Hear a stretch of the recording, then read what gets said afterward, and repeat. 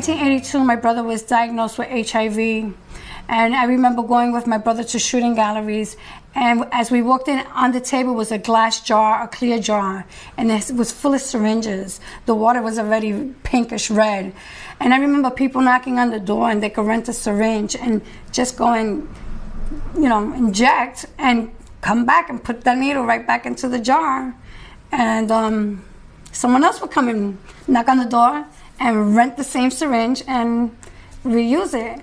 I remember when I was about 6 years old, I was in my house, my mom was in the house and my aunt, and the phone rings. And my mom started screaming. And we didn't know what happened. So what happened? I knew something happened and it was really bad and didn't know what it was. Well, they found one of my relatives in an abandoned building on Pitt Street, and he had died of an overdose, and they found him like 3 days later. So that also brings it really close to me, because I know that even now, these things are still happening. Me he dado cuenta que en toda el área, yo vivo en el área de Tercera, en el área del Bronx, y estoy viendo adictos curándose en la esquina de los bloques, detrás de los carros, en parking lot, al lado de escuelas de niños, y dejando sus jeringuillas ahí. Muchos de esa gente son pacientes de HIV. Cualquier niño puede pullarse, cualquier persona adulta sin querer, porque lo hacen hasta al lado de los parques, que eso es parte del gobierno, que eso es para que todo el mundo disfrute. Yo creo y pienso que hay que buscar una solución. Si el adicto no quiere dejar entonces la adicción, pues hacer como un centro en el cual esos adictos puedan ir ahí y con jeringuillas nuevas y con su alcohol, sus cosas, curarse, botar la jeringuilla, botar todo y salir limpio para la calle. Así evitamos también los arrestos por posesiones de drogas en la calle y que evitamos que la gente caiga más preso por ese problema.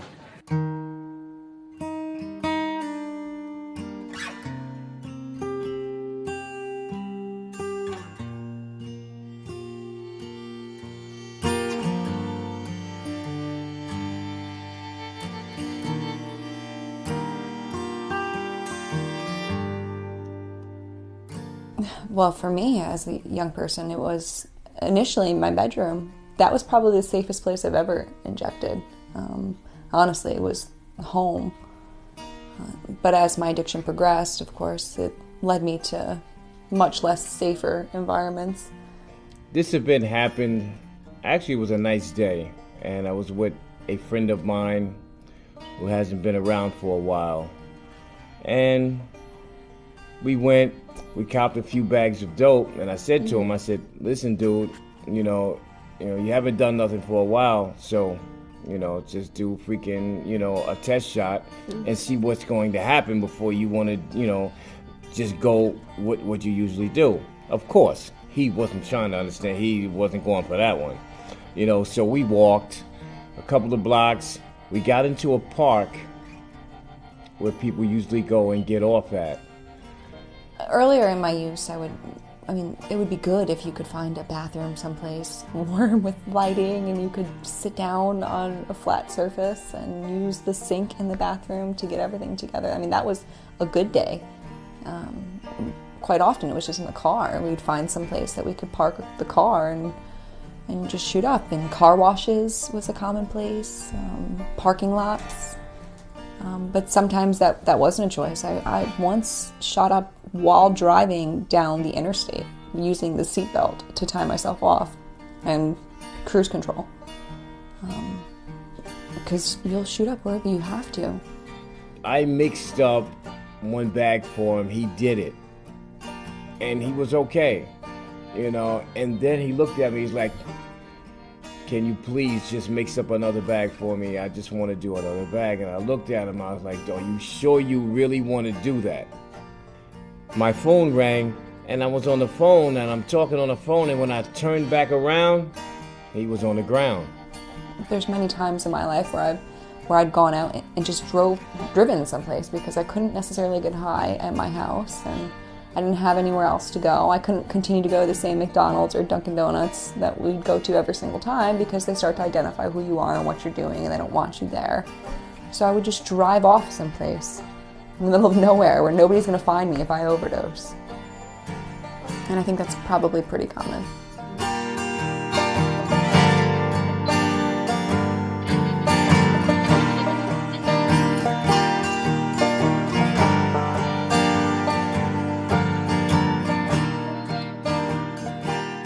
So harm reduction is an approach that many of us in the substance use field take to working with people who are using drugs. And it overall reflects an approach that seeks to meet the person where they're at, to find out what's going on with that person, and to identify different strategies or different approaches, different steps they can take to protect their own health and reduce their risk of both social and health consequences from the drug use. We're right here now on 124th Street, Lexington Avenue.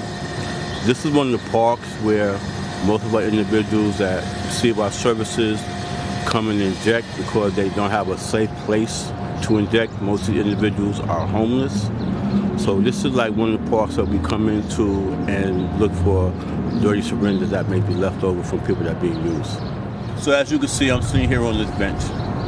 And to put myself in the place of individuals that's using, I'm sitting here using, but this is not, even though it's a little secluded off the main street, there's still a lot of traffic that comes through here. You know, and for me to sit here and to take a chance to inject, I could be interrupted, the police could come by, the kids could be coming into the park, residencies of these buildings may be walking by, and it's not a good look. You know what I'm saying? It's not safe. Public injection is a public health issue, both for the injector as well for the community that the injector lives in. For the injector, it could mean botched injection, which could mean soft tissue injury. It could mean discarded syringes in a place where you wouldn't want to see discarded syringes. So it's also an issue for the community around there. It could mean that the injector has an overdose and there's no one there to respond. So it's issue upon issue tied into public injection. I wasn't always homeless, but I am now. My godfather died about a year and a half ago. And so since then, yeah, definitely I have nowhere to, well, now I use vocal, but before that, I had nowhere to go. You know, hallways, the park, streets, bathrooms, whatever you could find. It's very hard to focus on keeping yourself safe and reducing consequences of drug use, whether it's reducing your drug use or making sure you're using in the safest possible way when you don't have a safe or stable place to live. After a while, after you're addicted for a long time, since we're not professional doctors, we're not nurses, a lot of these guys, they don't know how to shoot up properly. Like myself, I didn't know how to shoot up properly, so I was getting a lot of abscesses. I was hitting nerves, I was hitting tendons, and I didn't understand because I was not educated. I didn't understand what was going on. I've had, tons of, issues, from, injections. I've gotten, endocarditis, I got osteomyelitis, and everything, all from injection. And 90% of that would have been alleviated, would have been avoidable if I was able to, if I had access to, cleaner materials. It's not like when they lock you up, they're like, oh, well, you were just doing that because you had nowhere else to go. It's an easy mark. Besides, you're an easy target. They don't want to expose their family or their kids to that, so they end up going to the street where they feel that, if they go maybe in an abandoned building, nobody in their right mind is going to go sleep in an abandoned building, or go shoot up in an abandoned building. So they figure they go in there, nobody's going to see them, they're not going to be around the people that probably know their kids or their parents or whatever, and so they get that little moment of privacy there to do that. Even though they might be afraid, scared that somebody might go in there and rob them or hurt them, I know they don't feel safe in there, because I know I didn't feel safe.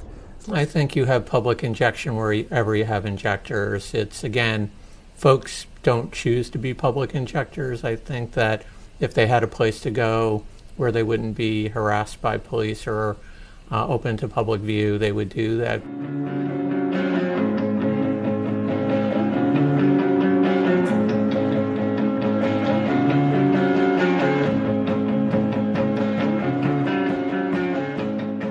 originally from Long Island. You know, I moved up to Greene County when I was pretty young. Went to high school in Greenville. You know, real small town, country living. You know, not a whole lot to do. Everyone just kind of partying and hanging out. You know, it was, you know, a fun place to grow up, but probably not, you know, the best place for me because it's where I started a lot of my partying. You know, I started getting into prescription painkillers when I lived out there. You know, pretty much all the work is like physical labor kind of stuff, you know.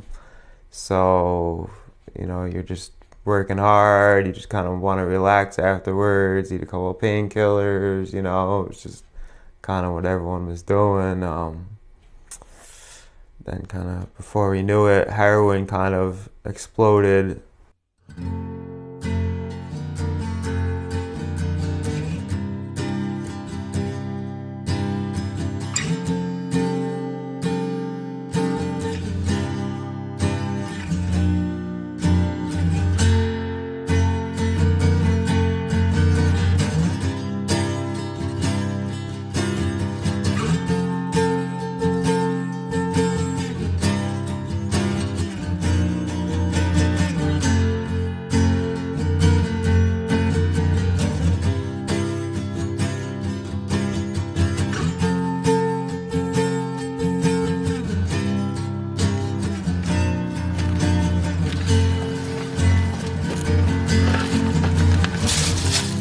We have to check out for stuff here because there's stuff, there's caps and stuff. You know, we like to try and get everything off the ground, so keep it as clean as possible. Yeah, so this space, I mean, it's very close to where the van is. And people literally go from the van to here to shoot up. I mean, we're about maybe 20 feet from the van, if that. And, you know, at certain periods of time during the summer here, for instance, this has been full of syringes back here.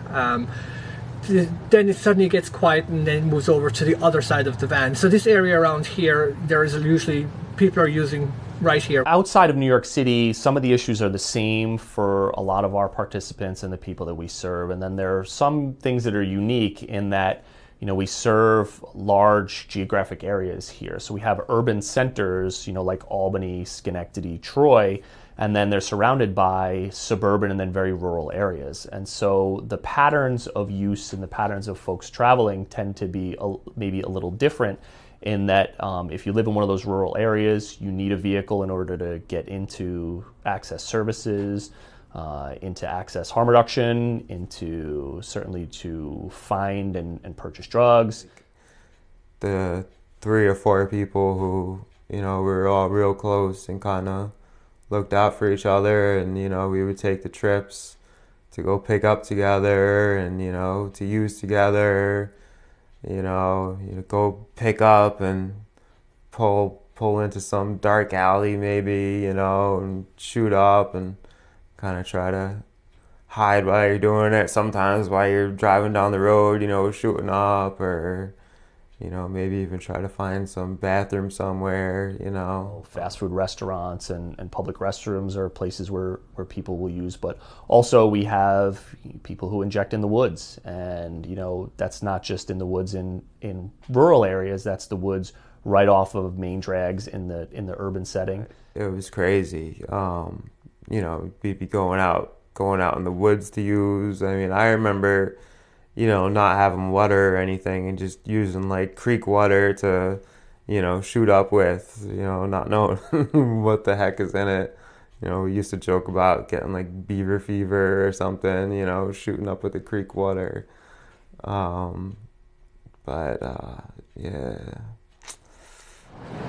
So some of our people that are living in an area like this, if you wanted to sort of avoid attention or law enforcement, or if you didn't have a safe place to inject on your own, you know, you can duck into an area like this.